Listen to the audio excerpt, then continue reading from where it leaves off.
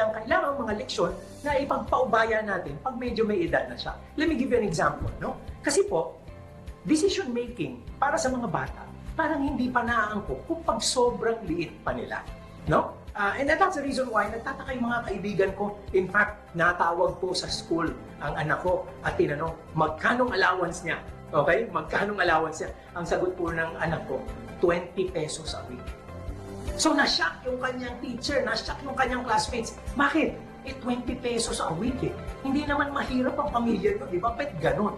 Alam niyo po kung ba't ganon? Kasi naniniwala kami ng misis ko, naniniwala kami ni Ana, na at that age, our children are not supposed to make money decisions. So, ano ibig sabihin? Throughout the whole week, binibigyan namin sila ng kailangan nila. Pagkain, snacks, talagang sinusupermarket po yan, pine-prepare yan everyday. Hindi sila kailangan magdesisyon sa pera dahil meron silang lahat ng kailangan nila. So, magtataka kayo, para sa inyo 20 pesos, sa biyernes lang po yun.